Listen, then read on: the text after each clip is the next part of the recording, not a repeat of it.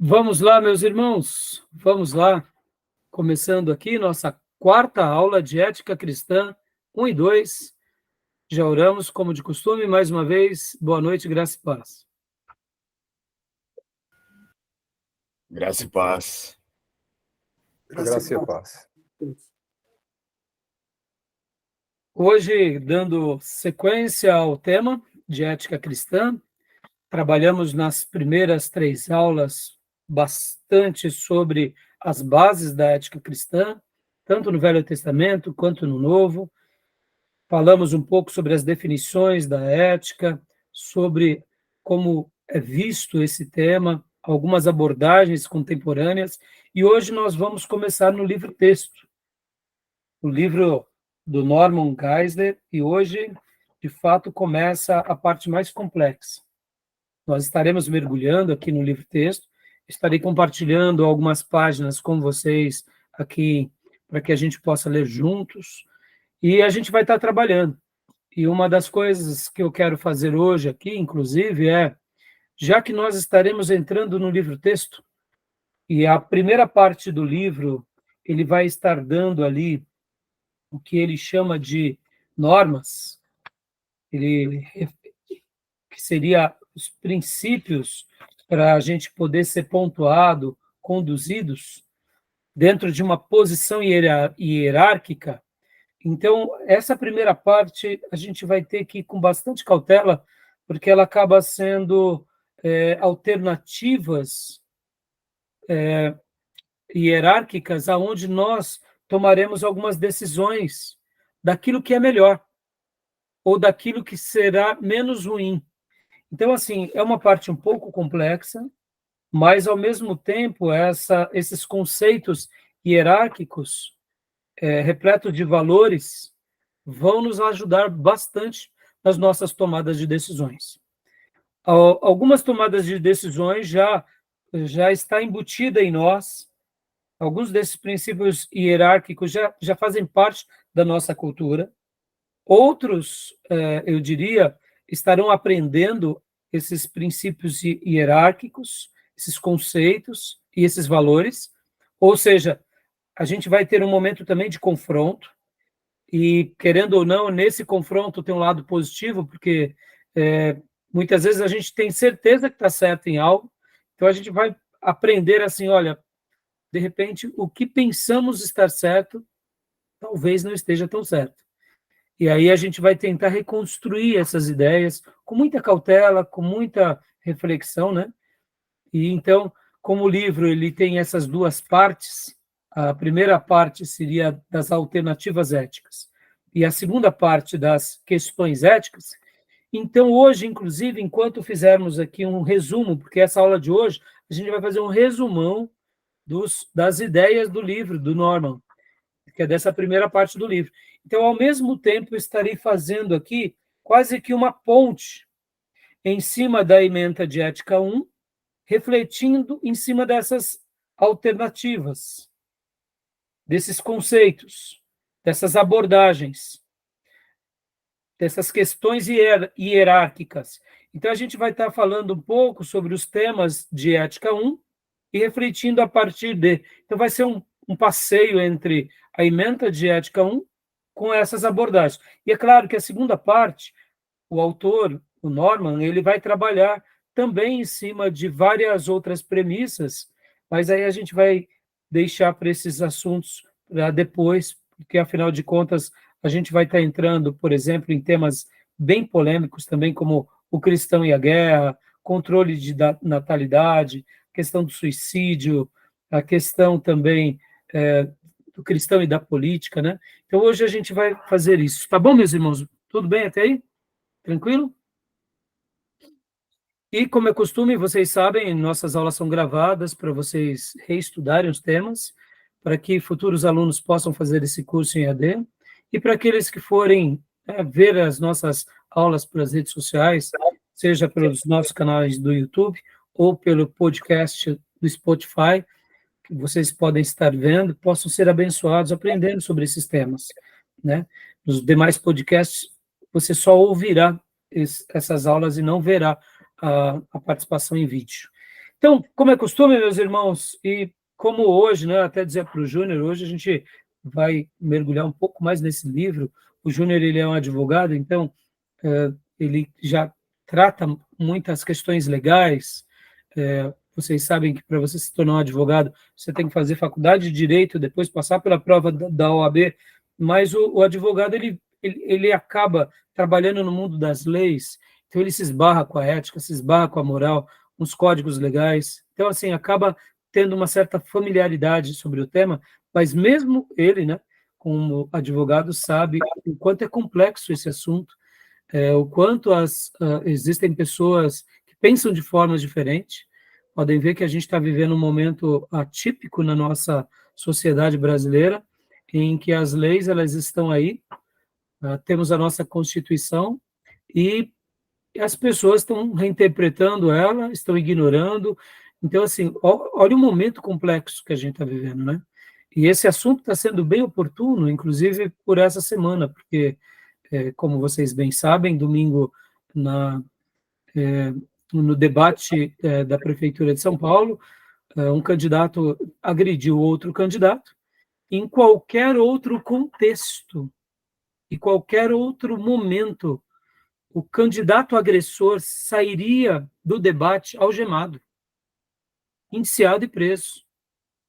Mas não, isso não aconteceu. Os outros candidatos estão fazendo frente de que aquilo foi legítimo e o errado está virando certo e o certo está virando errado. E eu hoje, inclusive, vi uma apuração, né, dessas empresas que fazem o levantamento de como estão sendo as estimativas de voto. O candidato agressor subiu 2 pontos e o agredido caiu 2 pontos. Como se a sociedade estivesse dizendo, gostei, mereceu. Inversão de valores. Ou seja, olha que mundo maluco nós estamos vivendo. É maravilhoso que essas aulas estejam sendo gravadas para que se perpetue essa insanidade diante de uma coisa tão aberrante, porque não importa o motivo pelo qual foi feito, é errado, deveria ser punido, preso, seja quem for. Não estou dizendo com isso que aquele que foi agredido tenha acertado, mas olha só, quando uma sociedade começa a legitimar, quando uma imprensa começa a legitimar, quando eles começam a vincular essas informações como se o agressor fosse o correto, percebam, olha a inversão de valores. Eu até questiono esse levantamento de dados, porque muitas vezes eu acho que também pode até ser estatísticas, né, de pré-eleitorais capciosas, onde se coloca uma falsa realidade para induzir as pessoas a pensar daquela forma. Ou seja, meus irmãos, precisamos ter uma mente, um senso crítico, uma mente crítica, olhar a vida simplesmente como ela é. A gente não precisa ser formado, não precisa ser teólogo, mas precisamos apenas amar e respeitar. A partir desses pressupostos tão básicos e tão rústicos, qualquer cultura teria um posicionamento, no mínimo, um pouco mais humano. Então, assim, fica a minha crítica, a minha denúncia. Não estou querendo dizer aqui que o agredido também está acertando a maneira em que se comunica, mas uma coisa é uma coisa, outra coisa é outra coisa. Se ele falar injúria, que ele seja processado. Sim, claro. Ou seja, somos uma democracia, né? E para isso a gente precisa usar métodos democráticos e jamais a agressão. Então, assim, está sendo oportuno, né? Está sendo uma ilustração viva essa matéria, para que a gente possa não ser levado pelas massas, ser conduzido por Deus, ser conduzido pela nossa consciência, por uma humanidade significativa, porque a gente está vivendo um caos de valores e de princípios, e inclusive de espiritualidade, né? Tá bom? Querem falar alguma coisa, meus irmãos? Não, você falou mesmo isso aí. Inversão de valores, né? Total, né? É uma aberração, e eu, irmãos, assim, me permitam, tá? Eu até hoje participo do mercado financeiro de uma certa forma mais tímida, né? Não como antes. Hoje sou pastor de tempo integral e professor de tempo integral, e aí eu tento, sempre quando sobra um tempinho, também avaliar o mercado financeiro e a vida, né, de uma forma geral. E eu fui criado no mercado financeiro. E uma das premissas que a gente aprende no mercado financeiro é que se compra no boato e vende-se no fato.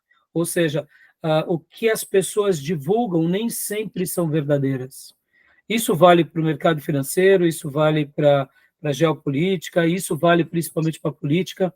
O que se ventila na mídia, muitas vezes, é para se criar um factoide para que as pessoas acabam sendo ludibriadas. Isso é fato. Por isso que a gente precisa estudar e a gente precisa questionar os pressupostos, né?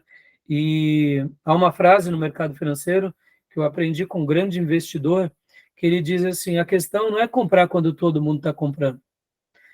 A grande questão é comprar quando os sábios estão comprando. E não os tolos estão comprando.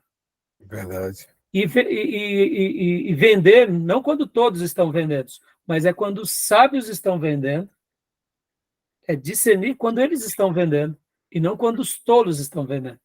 Então, discernir esses momentos é muito difícil, e os factoides e as manipulações, elas existem, mas por isso que a gente tem que ler a vida nas entrelinhas, questionar os pressupostos, contra-argumentar e saber que as pessoas elas vão tentar nos ludibriar. E para isso que a gente está aqui estudando esse assunto, pedindo a misericórdia de Deus, o auxílio de Deus, porque Deus, ele quer nos dar sabedoria e ele quer nos dar entendimento. E se eu pudesse dizer, essa será talvez o desejo da minha oração de hoje, para todos nós, que Deus nos dê sabedoria. E eu quero ler, como de costume, um texto que está aqui em 1 Reis 3. Eu vou até compartilhar aqui com vocês na tela. 1 Reis 3, quero ler esse texto, porque é um texto muito, muito lindo, onde Deus concede a sabedoria para um servo muito precioso, que é Salomão. Salomão. Vocês estão vendo o texto? 1 Reis 3. Uhum. Então, Júnior, faça as honras para nós, por favor, do versículo 5 ao versículo 12, que Deus também nos agracie, porque sem a sabedoria dele, a gente não vai longe, ainda mais nessa matéria e sobre esses assuntos, né? Então, 1 Reis 3, do versículo 5, que está aqui na tela, em diante. Mas não está não na tela. Não está na tela? Não.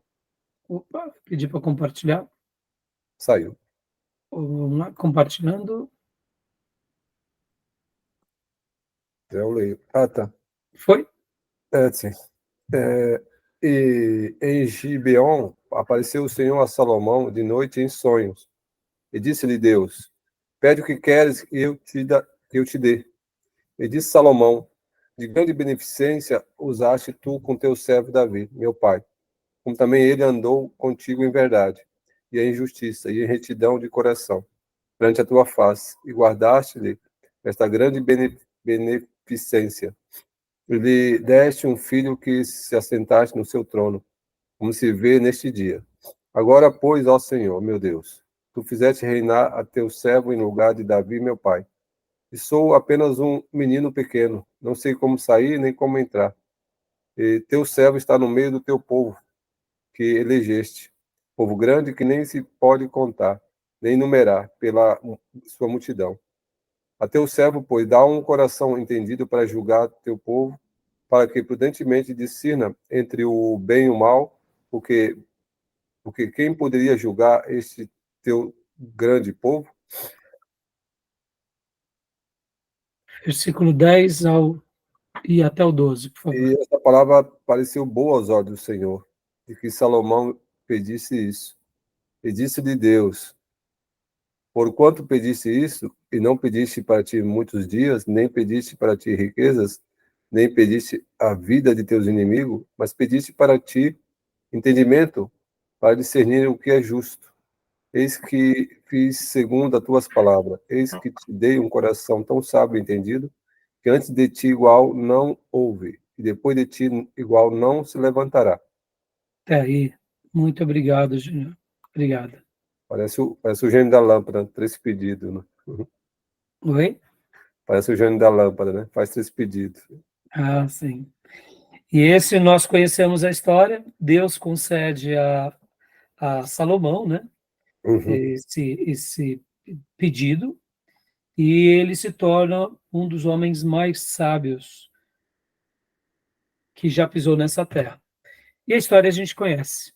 E que Deus nos conceda sabedoria, meus irmãos, para que a gente possa cuidar da nossa vida, cuidar da nossa família, estabelecer os nossos projetos profissionais, no meu caso, né, ministeriais, cuidar dos nossos ministérios, das nossas igrejas, e saber entrar e sair nesse mundo, no sentido de viver entre as pessoas do mundo, sabendo que não somos do mundo, mas deixando com que os valores e princípios do reino sejam balizas fortes para nós e para todos, para que os valores hierárquicos de Deus sejam estabelecidos entre nós. Tá bom? Que a misericórdia de Deus e a sabedoria de Deus venha sobre todos nós. Tá bom, meus irmãos? Então, vamos lá, meus irmãos. Trabalhando aqui sobre o livro-texto, né, eu também quero compartilhar aqui com vocês, como eu disse para vocês, né, somente lembrando um pouco das nossas ementas. Então, hoje a gente vai estar vendo, né, os princípios, as abordagens alternativas éticas básicas, que é o antinomismo, o generalismo, situacionismo, absolutismo não conflitante, absolutismo ideal e o hierarquismo. Só que hoje a gente só vai fazer a síntese, tá? Porque podem ver que os assuntos tratados na primeira parte do livro vai da página 11, propriamente dita, até a página 120, ou seja, não tem como eu tratar de vários temas tão complexos em uma aula. Então, a gente vai estar tratando vagarosamente, né, sobre esses assuntos, e como eu disse, a gente vai fazer só a síntese. Eu vou estar utilizando aqui o slide do professor José Ribeiro, mas, ao mesmo tempo, eu quero que vocês se atenham, enquanto a gente for comentar sobre esses pressupostos, essas alternativas, que em cada uma delas você tente enxergar a ementa de ética cristã 1. Então, vou compartilhar aqui rapidamente com vocês somente o conteúdo, para que a gente possa já estar tentando fazer uma discussão. Como se aplica essas alternativas éticas nesses temas? Por exemplo, vou abrir aqui, aumentar. Ó, como se aplicará diante desses temas? Bioética, vida pré-natal, sexualidade humana, saúde mental, doação e transplante de órgãos, as drogas, suicídio, greve de fome, eutanásia, pena de morte, tortura, legítima defesa, violência pública e terrorismo. Olha aí, ó, parece brincadeira, mas a gente nessa semana, aqui é um case para o que ocorrido na política brasileira essa semana, é um case muito oportuno aqui para nós. Violência pública, percebam que não é simplesmente tem uma certa relação, violência pública e terrorismo. Ora, a polícia pratica violência pública, mas ela deveria praticar não violência pública, mas ela deveria praticar proteção pública. Mas, ao mesmo tempo, ora, políticos praticam violência pública, e assim, percebam como uma coisa está muito ligada à outra. Então, hoje, quando a gente for trabalhar sobre os temas dessas alternativas, eu quero que vocês dialoguem.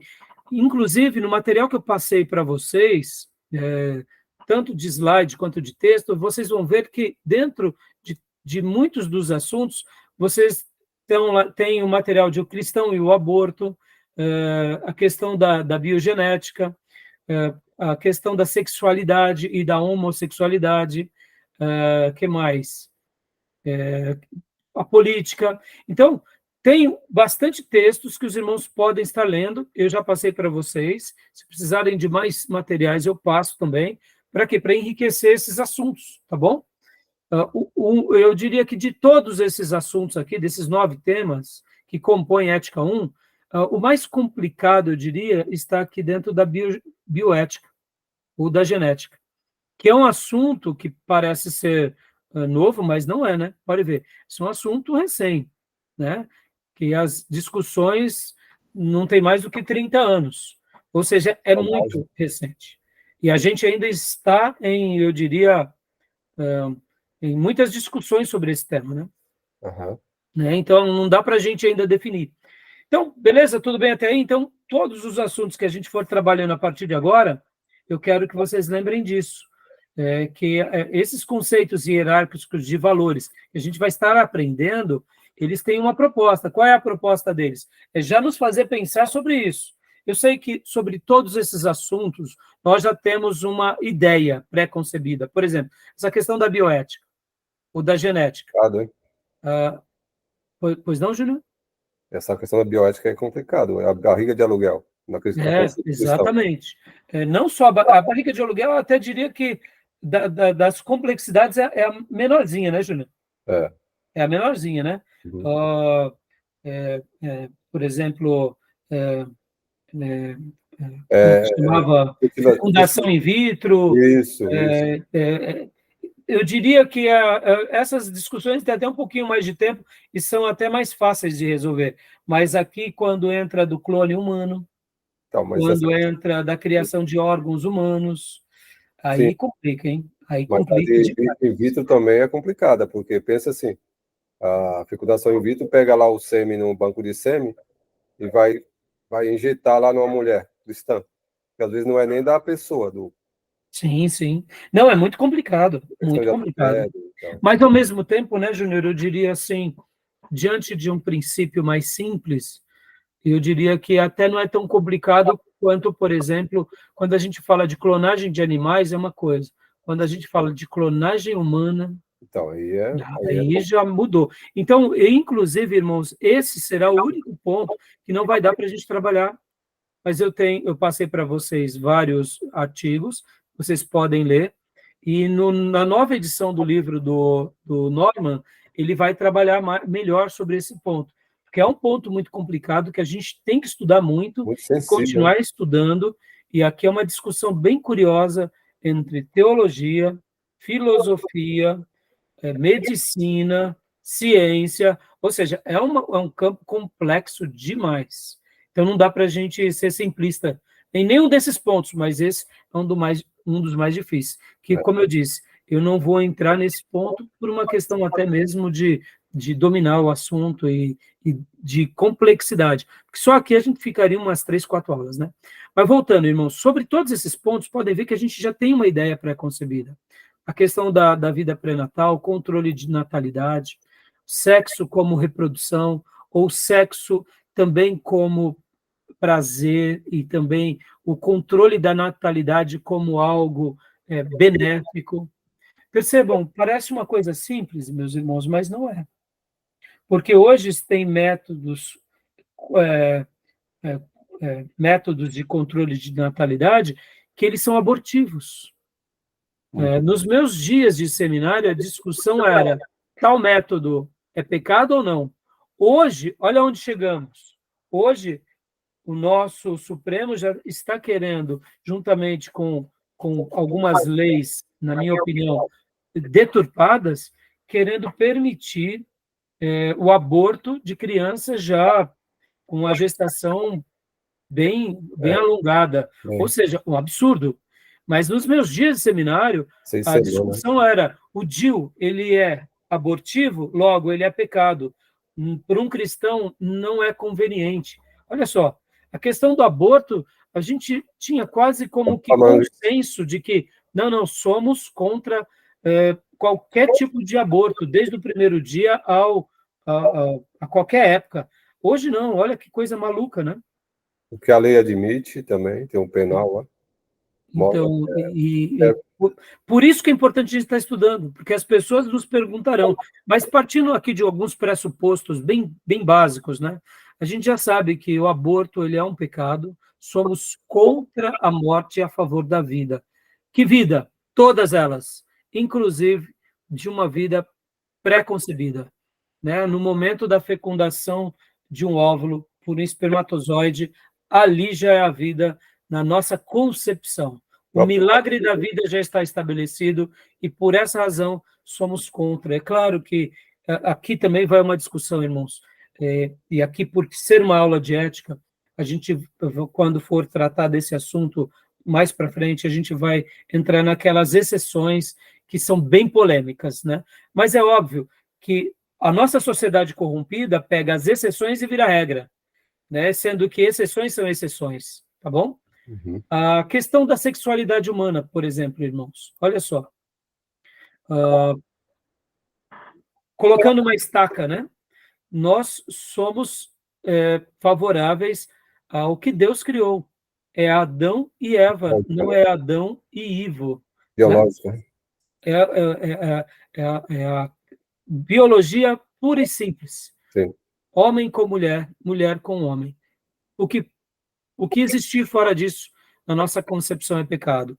E ainda somos favoráveis ao sexo apenas dentro do casamento. Fora disso, seja solteiro ou viúvo ou divorciado, é uma vida de celibato, né?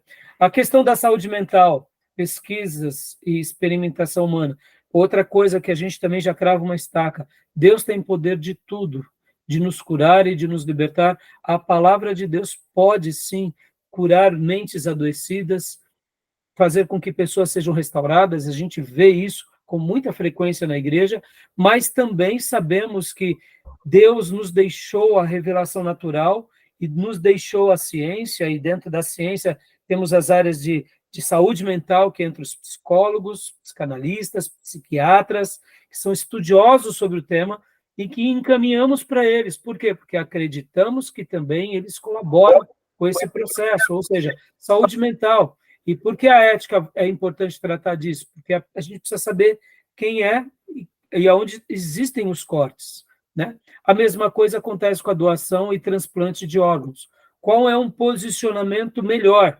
Não é fazendo uma afirmação, mas as pessoas, elas são livres para fazerem a doação.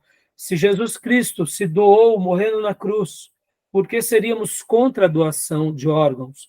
Essa é uma questão pessoal e individual. Jesus verteu o sangue dele para nos salvar. Sabemos que quando nos doamos, nós não estamos salvando a alma de ninguém, mas se nós pudermos, com a nossa vida, colaborar, depois de mortos, para que os nossos órgãos gerem vida em outros, por que não? Somos favoráveis, mas respeitamos a individualidade.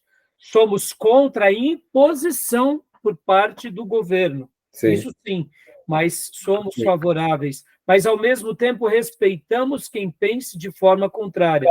Por quê? Porque é a liberdade de cada um. Né? Verdade. Então, esse é um outro ponto. Então, vocês vejam, já estou cravando alguns pontos sobre a questão das drogas. Somos contra todos os tipos de drogas que levem à dependência química e alucinógena, ou seja, drogas nesse sentido, porque somos favoráveis aos remédios, ou seja, às drogas que foram experimentadas, que temos até como adjetivo de chamá-las de remédios. Sim. Por quê? Porque a gente sabe que pela experiência e por meio da ciência se comprovou que algumas, até esse momento, fazem bem, mesmo sabendo que a gente está em processo de aprendizado. Porque podem ver que muitos remédios que outrora eram benéficos, hoje já estão sendo tirados do mercado, da prateleira, porque, inclusive, o tema da bioética ou da biogenética está sendo determinante nesse processo, porque até a descoberta do mapeamento genético se tinha que era possível alterar os genes para melhorar a vida dos seres humanos, mas os médicos e os cientistas ficaram impressionados de que o genoma humano, na realidade, ele está mais ligado ao epigenético, ou seja, é a maneira em que vivemos na vida, ou seja, como nos alimentamos, como reagimos emocionalmente e como vivemos e nos expomos ao meio, né? Então, existem pelo menos 3 fatores que determinam as doenças na nossa vida, e hoje esse é um assunto, e é por isso que até a própria medicina está tendo essa virada de chave, e por essa razão as drogas, ou seja, os remédios, eles estão tendo agora uma nova perspectiva, estão voltando para a velha medicina, porque estão vendo que alguns remédios, na realidade, eles têm o efeito apenas paliativo, eles até neutralizam certas coisas, mas eles desencadeiam em outros problemas. E hoje até a própria medicina está sendo mais holística, ela está sendo olhada pelo todo, e não fragmentado em partes. Tem, sim, a utilidade dos especialistas em partes, mas até mesmo eles estão vendo o ser humano como um todo, inclusive trazendo não só outras áreas de medicina, mas tendo uma compreensão melhor da psiquiatria, tendo uma compreensão melhor da psicologia e tendo, inclusive, uma participação muito maior da nutrologia. Por quê? Porque está sendo uma mudança nesses últimos 30, 40 anos, por causa do fator da questão genética. Então, perceba que até as drogas mudaram. Agora, o que somos contra? Todo tipo e qualquer coisa que gere dependência química e que escravize as pessoas. Então, isso é fato. O 7º ponto, que é o suicídio. Sobre o suicídio, somos contra qualquer tipo de morte, inclusive da auto-morte. No entanto, irmãos, aqui fica uma palavra. Nós precisamos aprender um pouco a saber lidar com esse assunto, porque nós, mesmo sendo contra, muitas vezes nós não podemos aqui fazer desse fato um discurso pesado para aqueles que passam por experiências assim, seja na família ou seja entre os entes queridos, porque é muito fácil, quem nunca sofreu sobre essa questão do suicídio, fazer apontamentos e juízos. Mas quem passa por problemas emocionais na família, de depressão, e parentes que tentaram o suicídio, essas pessoas sabem como é difícil lidar sobre esse tema. Então, a gente precisa aprender até mesmo a como lidar com pessoas que estão com problemas emocionais, e por isso tivemos um módulo específico aqui, que é psicologia pastoral, e como poder atuar, dialogar com a igreja e com a sociedade sobre esse tema. Não é dizer que somos a favor, e não é ser complacente, mas é compreender. E podem ver que a Bíblia, quando trata sobre assuntos de suicídio, na grande maioria das vezes, ela trata muito pouco. Ora, se Deus quis tratar muito pouco, por que a gente vai fazer certos postulados condenatórios? Então, a gente tem que tomar muito cuidado com isso. E é por isso que, quando a gente for falar de suicídio, a gente vai entrar um pouco mais nessa questão. Bom, sobre pena de morte, tortura e legítima defesa, eu vou deixar para falar mais para frente. E, ao mesmo tempo, violência pública e terrorismo, né, a gente vai ver que o autor também, ele deixa ele vai tratar um pouco mais sobre essa questão, principalmente quando fala ali sobre pena capital, sobre guerra, né? Mas são assuntos que a gente vai estar vendo a partir de hoje, tá bom?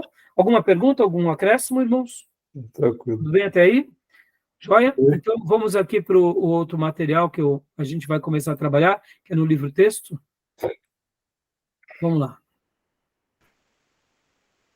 Você vê, irmãos, que a ementa, o programa de aula de Ética 1, já é muito complexo. Principalmente esse tema, sexualidade humana. Podem ver. Que dificuldade a gente está passando hoje nas igrejas por causa desse tema, né? Polêmico. Olha só outra coisa, viu, meus irmãos? Eu não sei se vocês notaram, que até mesmo o corpo de vários adolescentes mudaram ultimamente por causa do quê? Sem que percebamos, velhas práticas ou práticas antigas, como, por exemplo, o uso de plásticos no micro-ondas, libera estrogênio. E o que é o estrogênio, senão o hormônio feminino? Então, garotos que acabam consumindo alimentos como soja, por exemplo, muita soja, a soja libera estrogênio. Ao mesmo tempo que antigamente se dava o leite de soja, hoje tem que saber ser medido, porque a soja ela também libera estrogênio, e estrogênio é hormônio feminino. Então, você vê assim que, por exemplo, nos últimos 30 anos, muitos adolescentes com corpos, homens, quase não sem barba, né? Ou seja, um acúmulo de hormônio feminino.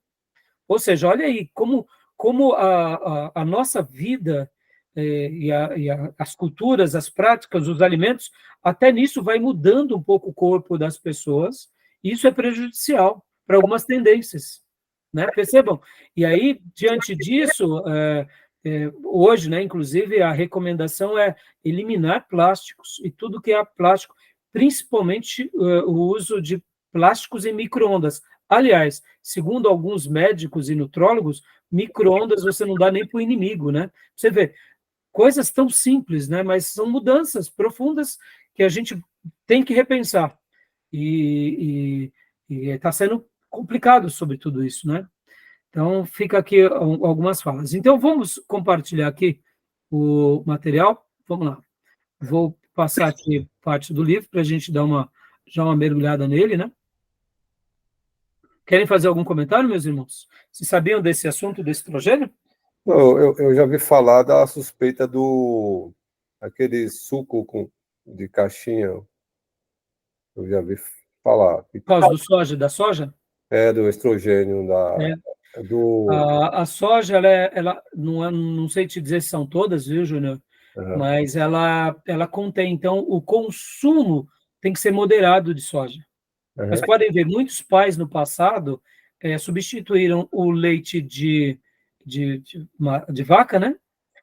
Animal, por leite vegetal, que é o de soja. E dos leites, esse hoje se chega ao consenso, principalmente alguns médicos, que não, se for usado, tem que ser muito pouco, né? Muito pouco. Existem outros leites melhores, né?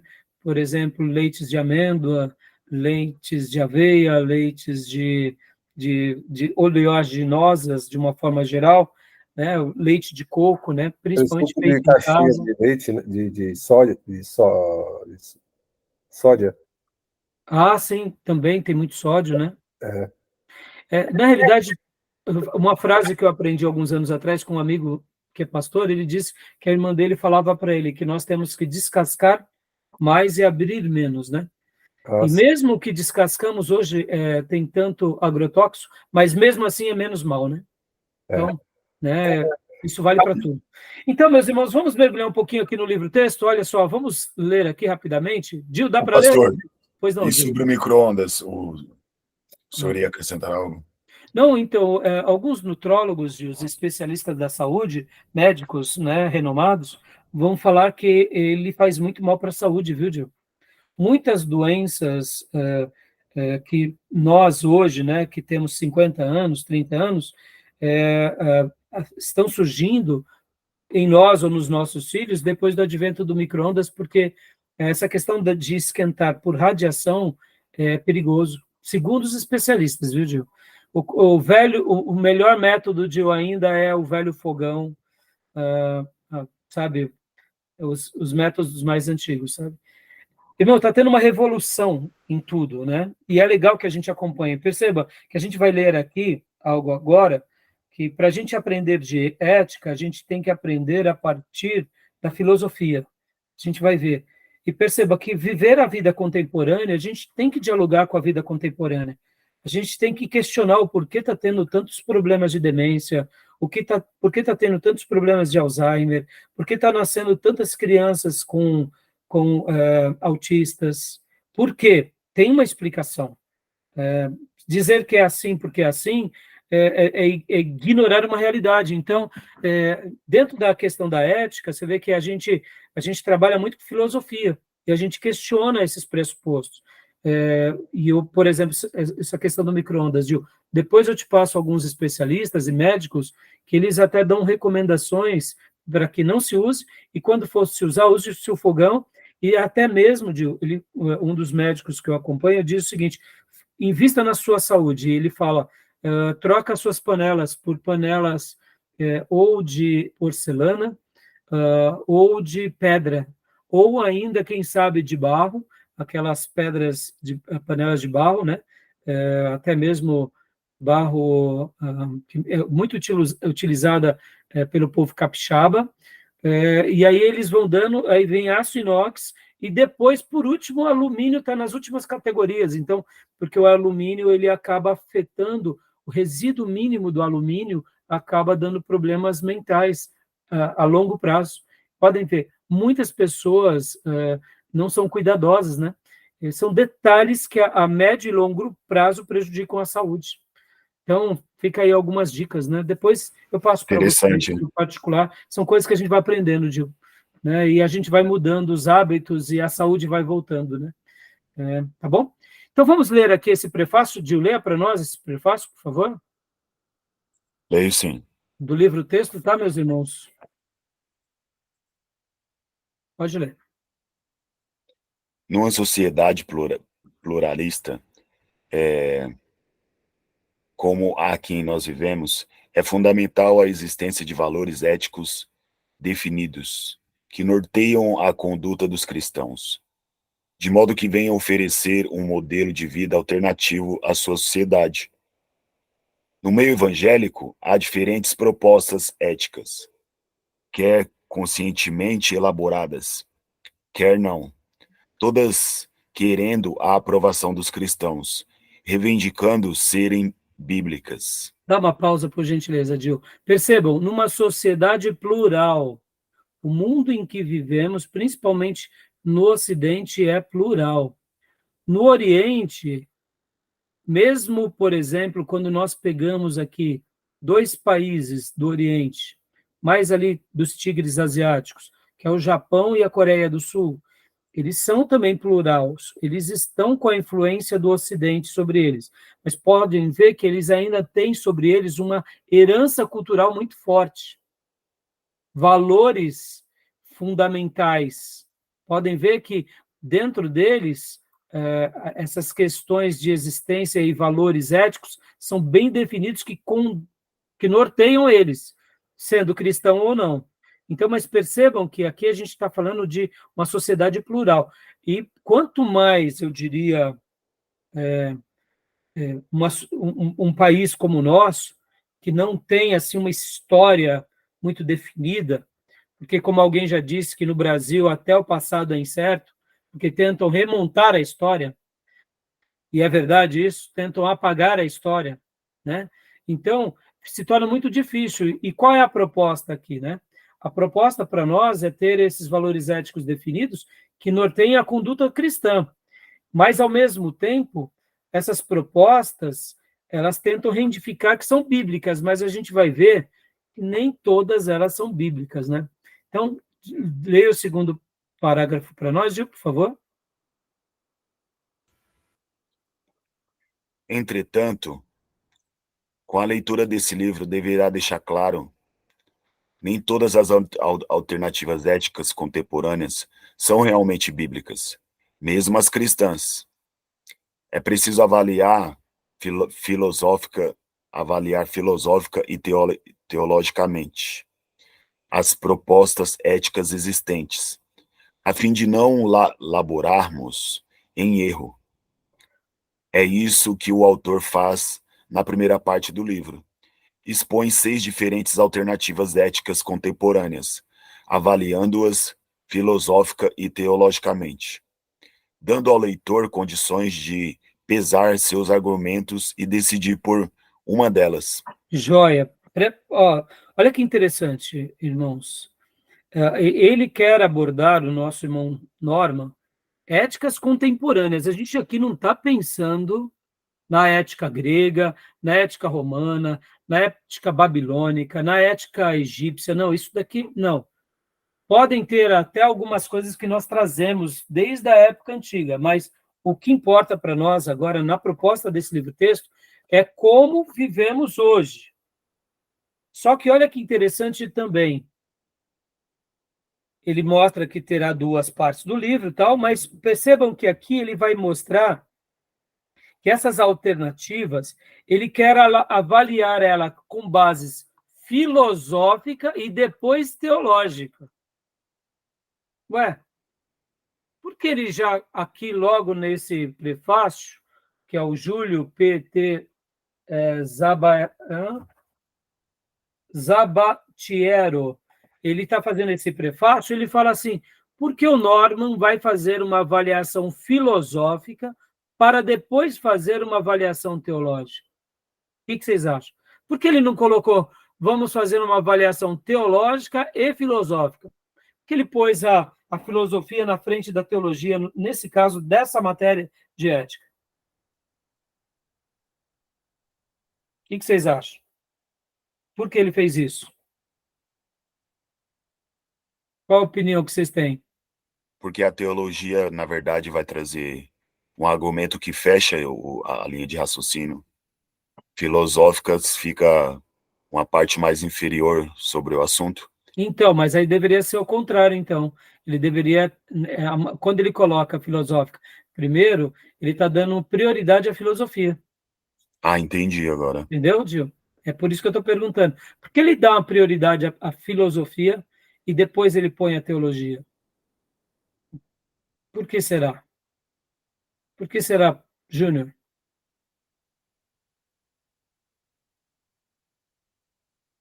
O que vocês acham? Por causa do liberalismo, ele é liberal? Seria uma alternativa, né? Mas não é só por isso não, viu, Gil? Já você vai compreender perfeitamente. Pode falar, Júnior. O que você acha? Eu acho porque a questão ética está muito ligada à filosofia também, né? Exatamente. Exatamente. O Júnior aqui, ele conseguiu falar e dar uma resposta, inclusive eu vou até mostrar aqui para vocês, pelo slide do Ribeiro, que a gente vai começar a trabalhar hoje, olha só o que ele diz. Deixa eu abrir aqui para vocês. Na realidade, Gil, não é porque ele é liberal, ele poderia ser liberal, né? Ele poderia, mas não foi essa a proposta dele. O fato dele fazer isso, Gil, de fato, é porque ele, como vamos dizer assim, como um grande estudioso do tema, ele sabe que a filosofia, ela é uma das áreas, ó, vou mostrar aqui para vocês. Ela é uma das áreas ou melhor, a ética é uma das áreas da filosofia, entendeu?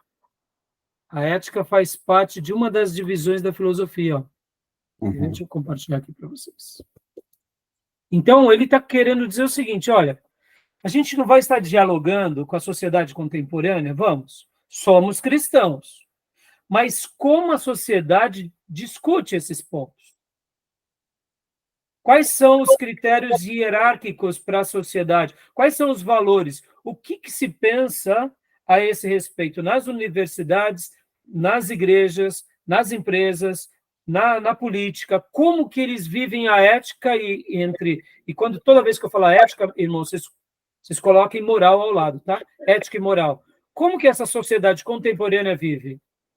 Como nós, como igreja, dialogaremos como teólogos, como seminarista com eles?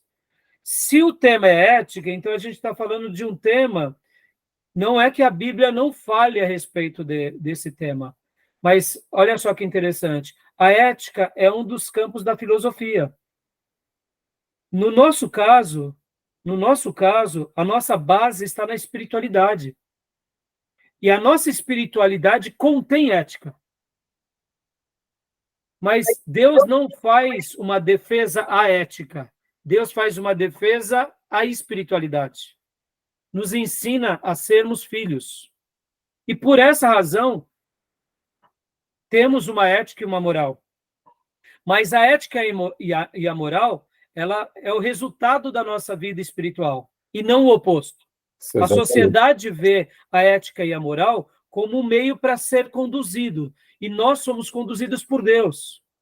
E, por meio da fé, acabamos tendo comportamentos éticos e morais acima da média da sociedade, porque os valores de Deus, eles conseguem ser melhores e maiores do que qualquer sociedade que já existiu. Podem ver que o cristianismo, ele consegue existir e coexistir em qualquer cultura.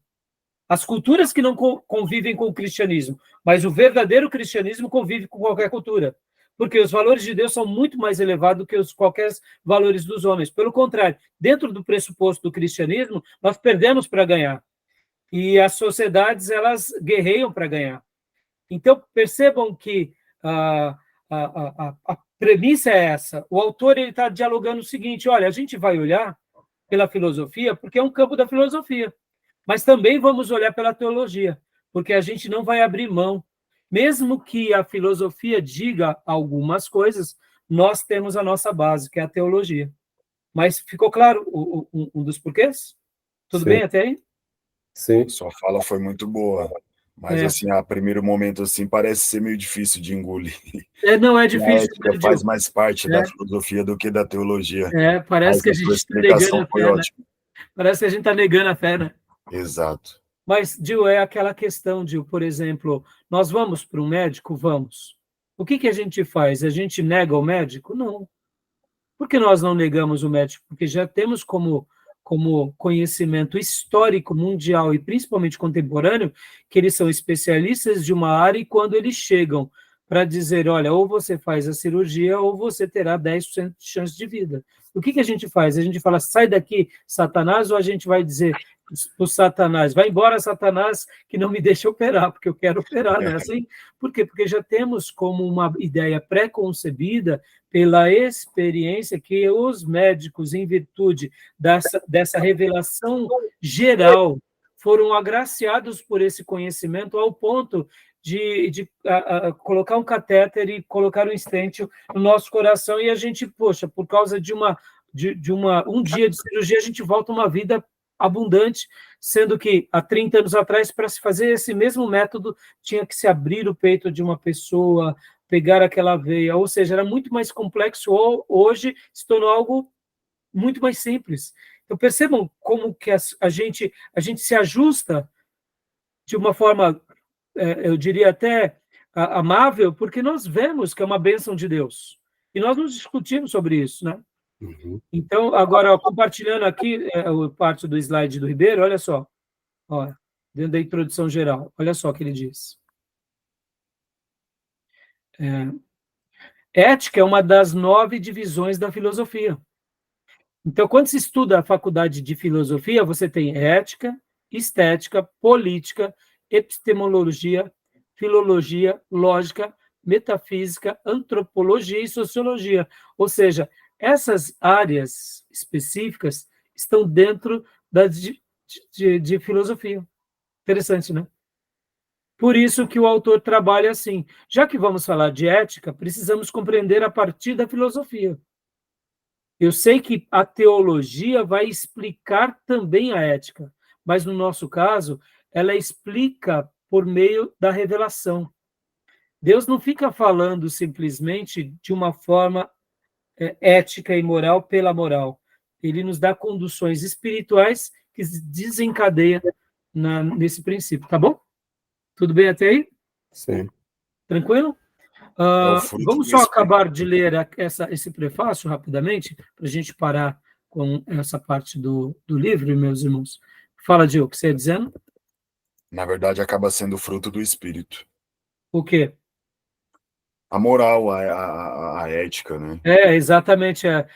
Você vê, tio, é uma coisa que a gente vai gerar. A gente não precisa nem fazer força, né? Isso. Aliás, a gente tem que gemer se não der o fruto, né? Exatamente. E aqui, leia para nós rapidamente, Gil, esses 2 parágrafos. E sim.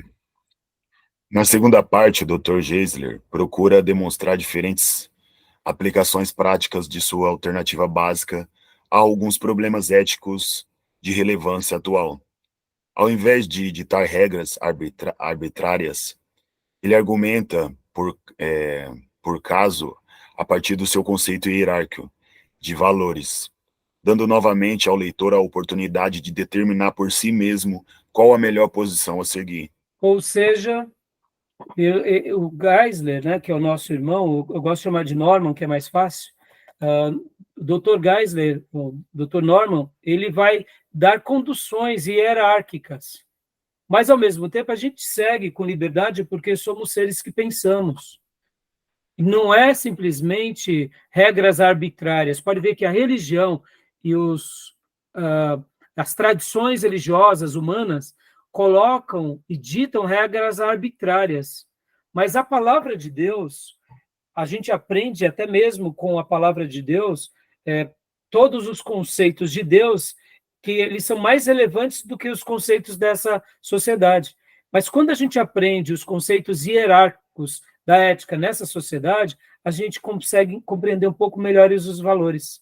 Eu gosto muito de usar uma frase que é o seguinte: nós devemos pegar uma sugestão minha, tá, irmãos? Quando fazemos essas análises do mais complexo ao menos complexo, em minha opinião, nós otimizamos o trabalho. Vou usar uma figura de linguagem aqui. Nós gostamos de usar a expressão assim, poxa, eu engoli como que você está, meu irmão? Aí perguntamos para alguém e a pessoa responde, tive que engolir um boi, né? Essa situação aqui foi difícil demais, né? Outros falam, engoli um sapo, não é assim? Aham. Há um provérbio entre os europeus, se não me falha, entre os ingleses, que eles dizem o seguinte: quando você tiver que engolir os sapos, engulam os maiores. Comece pelos maiores. Aí alguém já disse, mas por que pelos maiores e não pelos menores? Porque, meu irmão, você começa a pegar as pererequinhas e vai aumentando, chega uma hora que você não aguenta mais. Mas depois que você já engoliu o sapo boi, as pererequinhas vira nada, né? Então, na minha concepção, dentro desses conceitos hierárquicos, quando a gente começa a aprendê-los bem e a gente deixa eles bem estabelecidos, é mais ou menos essa regra de ouro inglesa de aprender a ir dos mais complexos aos mais simples. Resolvendo os mais complexos, os mais simples se tornam mais fáceis de refletirmos. Então, essa é a minha sugestão. Tá bom, meus irmãos? Então, é um pensamento meu. E pode ver que no dia a dia da vida é mais ou menos isso. A gente tem que sempre ir para as prioridades, não ir apenas do que é importante. Porque tudo é importante. Mas o que é prioridade? Né? Ou seja, quando encaramos, de fato, os sapos maiores, e já entendemos eles, as pererecas viram lambuja, né? Tá bom? Ok. E agora a última frase, Gil, por gentileza, para a gente terminar essa parte. O leitor atento irá perceber que alguns problemas éticos importantes em nosso meio não são abordados. Por exemplo, a questão do novo casamento de um cristão divorciado, ou a questão do envolvimento político partidário do cristão. Longe de ser uma falha, porém, essas lacunas propiciam ao estudante a oportunidade de pensar por si mesmo e tentar aplicar os princípios da ética e hierarquia e seus problemas. Ao estudante diligente, este livro-texto será uma rica mina de informações e formação do seu psicossamento. Nossa, Não, é posicionamento ético, né? Posicionamento ético. Possa Deus usá-lo para a edificação de sua igreja e construção de uma nova sociedade em nossa terra. Você pode ver que o que eu acabei de dizer, por exemplo, olha, novo casamento, cristão divorciado, questão do cristão em questões política partidária. Eu diria que isso daqui é tudo perereca, mas são pererecas importantes que a gente tem que resolver. Quando a gente vai para questões mais complexas, fica fácil a gente resolver essas questões, essas demandas, a partir dessa reflexão, porque a nossa mente já vai sendo treinada. A gente consegue fazer cortes melhores. Tá bom, meus irmãos? Ok. Beleza? Beleza. Tranquilo? Uhum. Tá bom? Vou fechar aqui. Alguma pergunta ou não? Tranquilo. Alguma dessas pererecas já viraram sapo aí faz tempo, né? Hoje em dia não é mais casamento de divorciado, é casamento de homem com homem, mulher com mulher. O pastor tem que se virar nos 30. Mas você vê, Gil, isso tudo é porque isso prova que a nossa frouxidão, em primeiro lugar, bíblica, em segundo lugar, ética e moral, tem sido que a porta de entrada. Concorda? Concordo plenamente. Porque na hora que a gente é firme com as escrituras, como o nosso livro de fé, regra e prática, e depois nós somos firmes com certos valores e balizas da sociedade, como família, casamento, como dignidade, como estrutura familiar, é fácil de ser resolvido esses problemas. Mas na hora que a gente é frouxo, porque queremos uma igreja que agrada ao cliente, ou que satisfaz a opinião de mercado, aí estamos perdidos. É por essa razão que a gente está precisando, e eu disse para vocês desde o primeiro dia de aula, que eu acredito que a igreja que vai que antecederá a volta de Jesus, ela vai passar por uma reforma ética e moral. Ou porque ela passará e virá o avivamento, ou porque o avivamento gerará essa igreja realmente reformada ética e moralmente. Então, concordo com você. Essas pererequinhas incharam, que foram alimentadas de anabolizante, de hormônio, e hoje viraram sapos bois gigantes que estão dentro dos nossos arraiais. Mas por quê? Porque as pessoas não querem lidar com isso de forma bíblica e muito menos com valores morais bem elevados, né? Então, longe de sermos aqui fariseus, irmãos, mas somos um povo que seguimos um livro, mas não somos desse mundo, né? É bem simples assim, né? Mas obrigado, Gil. Foi boa a sua palavra, viu? Legal. Tá bom? Beleza, meus irmãos? Mais algum comentário? Não. Alguma dúvida? Não, só sobre essa questão da igreja que você falou, né? A sua expectativa, eu penso um pouco diferente. Eu acho que você falou da igreja, como se fosse uma igreja local, que vai ser passar por avivamento, ser transformado. Eu penso que talvez vai continuar do jeito que está, e a igreja de Cristo, os verdadeiros adoradores, estão aí, por aí, em algum lugar, que forma a igreja. Entendeu? Não, tudo bem. Não descarto sua ideia, não. É que eu acredito, Júnior, assim, né, quando o Gil esteve conosco já, a Teologia Sistemática 6, que nós tratamos sobre escatologia, doutrina das últimas coisas. Sim. E nessa matéria, que é uma matéria muito complexa, eu defendo uma ideia de que a geração que antecederá, ou aquelas gerações que antecederão a volta de Jesus, Uhum. vai ser duas realidades. Vai ser uma geração onde parte dessa igreja terá apostasia profunda, mas parte dessa igreja também viverá aquilo que é nos finais dos tempos, né? O Espírito Santo, assim como ele foi derramado em Atos, e ali já era finais dos tempos, a gente ainda está nos finais dos tempos, né? Uhum. Eu acredito que aquela mesma ebulição voltará. Serão Entendi. defensores, né? E ali eu uso vários textos, inclusive textos de Apocalipse, que fala sobre as grandes multidões que entrarão nos céus. Então, assim, eu acredito, né, nessas duas verdades. A igreja que antecede esses acontecimentos mais próximos da volta de Jesus viverão essas duas verdades, uma apostasia crônica, e isso a gente já vê hoje, Uhum. a igreja de Jesus, mas eu quero acreditar que vive também um avivamento poderoso, por outro lado, como foram na igreja primitiva, nos grandes avivamentos. Então, assim, mas aí a gente trabalha melhor isso em escatologia, mas respeito sua opinião, porque os eleitos de Deus estarão espalhados por aí, né?